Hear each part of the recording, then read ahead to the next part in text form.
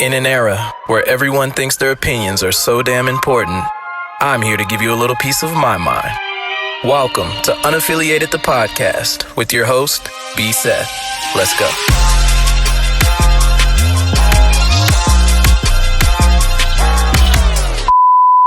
Production and engineering are essentially two different things. Mm-hmm. I'm talented in both. I'm confident to say. Well, no, I would say in this aspect, engineering became a little bit more valuable. More money was being generated through engineering and mixing. And I started to stray a little bit away from production because what I like to produce is not what people wanted to buy. And I didn't enjoy making just the basic trap shit, the basic hip-hop stuff that was boring to me. Which is why now I create, I think, a post-EDM style called hardcore electronic, which is a very heavy, like almost like hardcore rock, but electronic sounds. And I'm doing what I want finally. Fuck what everybody says.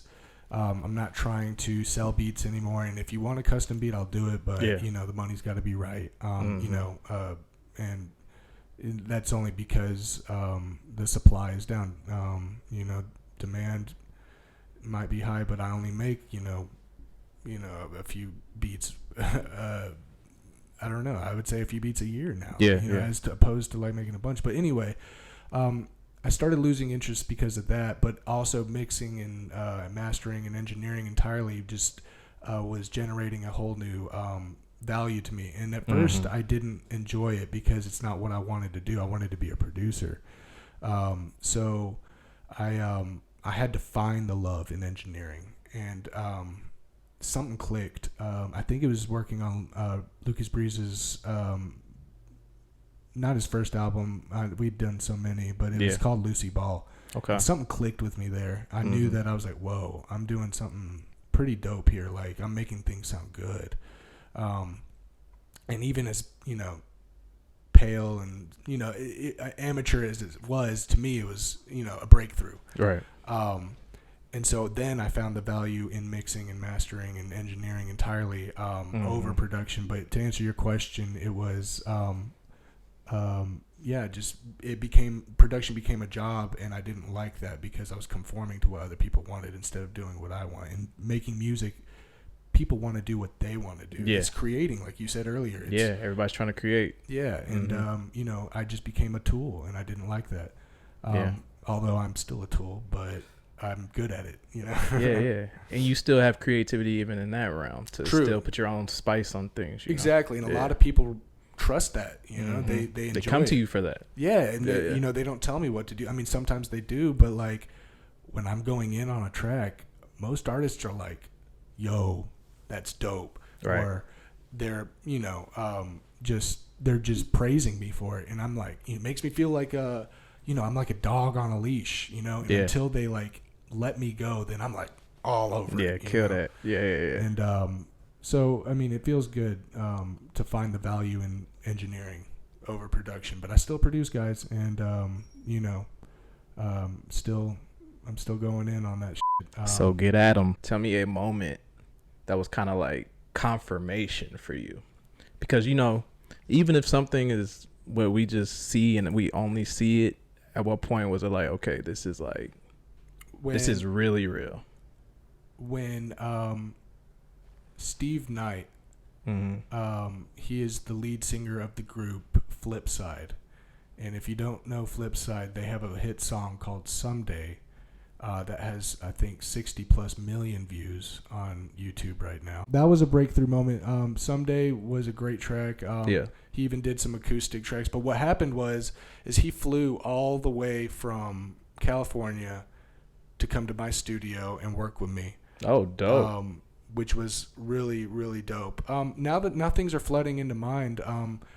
Fame Studios in Muscle Shoals. That was awesome. I had the opportunity with Steve Knight to go work with him down there and with a few other artists, which was really cool. So, I got to do some work out there. So, that would be a big breakthrough. And, I mean, it was really cool being at Fame Studios. Apparently, the piano, the grand piano they have there was untouched since Alicia Keys had played it 2 weeks prior. Man, y'all think I touched the keys? No, I put talk my about face pressure straight to that bench. Right. Like, I don't even know how to play the piano. What the y'all talking about? No, I definitely soaked in that energy. You know, I was just like, this is cool.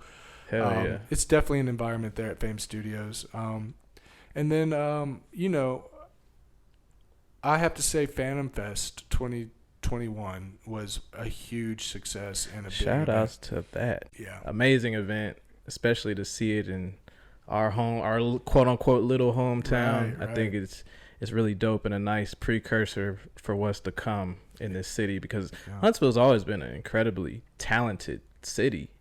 It's just, you know, the talent was never really put on a pedestal. So to see that shit was like super, super dope. Right.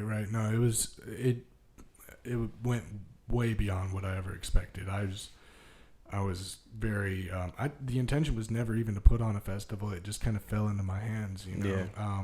I had created an album. It was supposed to be an album release party, and man, if you don't know me or Breeze or any of my clique, you know, which you do, but I'm talking to the listeners. You've been to the house parties. Oh yeah. We've always thrown parties, man. And they always pack out. So I mean, facts. We have a little bit of experience, but I mean, still though, like, it was a huge success, and we had some dope artists. And we have an event coming up in March 5th of 2022. Called Phantom Aftermath, which reflects what we did in Phantom Fest 2021, and is also a manifestation of Phantom Fest 2022. Okay. Which will be held September 10th at the camp again. Bigger and better. We're coming up with cool ideas, but Phantom Aftermath is going to be really dope. We've got all kinds of artists like T1256. Trevor Lee will be co-headlining with me. Okay. He will, let's see. We've got Henry, who's an up-and-coming artist. Shout out to Henry. I know I'm missing. Chimera is going to be there. And there's so many artists. I could keep going down the list, guys. Sorry if I didn't shout you out. But, I mean, I just want to reinforce, man, like, you know, this is going to be another dope show, and I'm excited to do it. But, yeah, I would definitely say Phantom Fest was that, like, actually, you know, I think it was that moment where I knew I was, like, you know, like, boom. I was like destined for this shit. Yeah, and, you know, it happened so late. And I'm over here thinking about what happened earlier on, you know, like, and it's true. Like, I'm just now getting, I'm not even at the peak, guys. Like, so, Phantom Aftermath, being held March 5th, 2022, guys, this year. Doors open at 5 p.m. I'm gonna shout that out, make that information very, you know, out there, whatever that word is. Phantom Aftermath, like I said, is a reflection of what we did in Phantom Fest. It's being held at Sidetracks, downtown Huntsville. Guys, I want to reinforce to everybody listening and to everybody who's planning to go to Phantom Aftermath that although this is downtown, you are welcome as you are. Okay. No dress code. No dress code. Come as you please. I mean, this show specifically is a hip hop, R&B, soul mixture type show. We do have an EDM band or group, Chimera, coming in and opening for the headliners. Doors open at 5 p.m., guys, and we've got dope artists. We have another special guest in the building. You want to introduce? Yeah, I'll be glad to.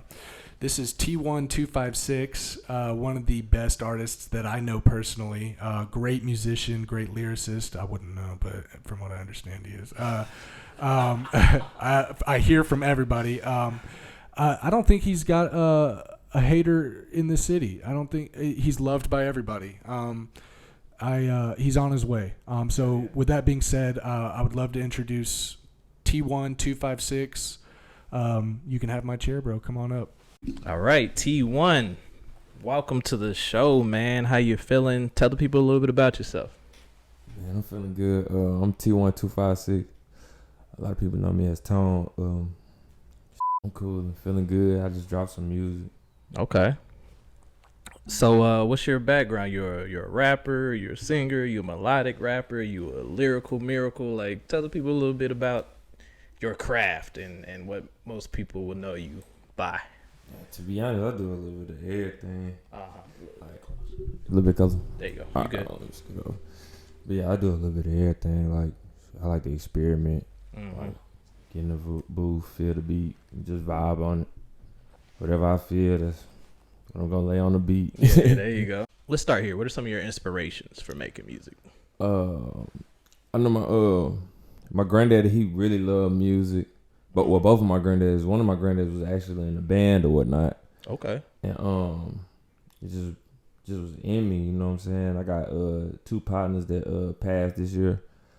They love my music, like used to play my music almost every day, and like it just drive me even more, you know what I'm saying? Yeah, like, yeah. Stuff like that. Like, I always been into music.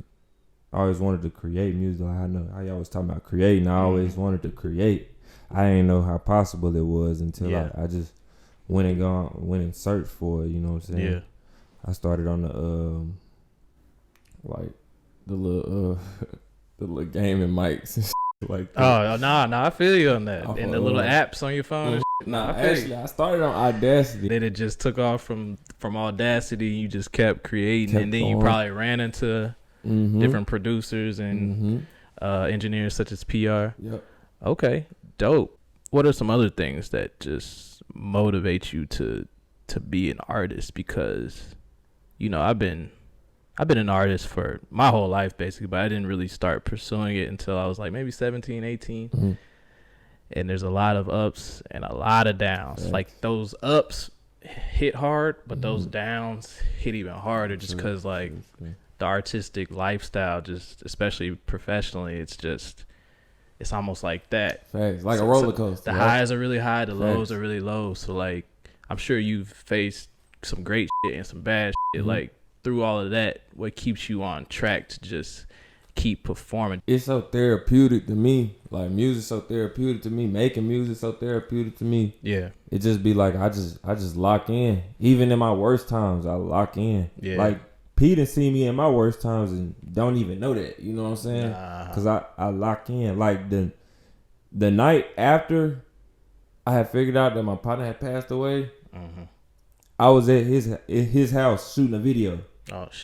Trying just trying to cope, you know what I'm saying? Trying to find a way to actually cope with this shit. But yeah, it's like, I can't stop now, because, like, when I say, like, it is that you. was that, it's yeah, you. you know what I'm saying? It's so much into this, so much loss, so much gain, you know what I'm saying? It just I feel like it's meant for me, you know what I'm saying? Be sure to follow Unaffiliated the podcast on Apple Podcasts, Spotify, and now on YouTube.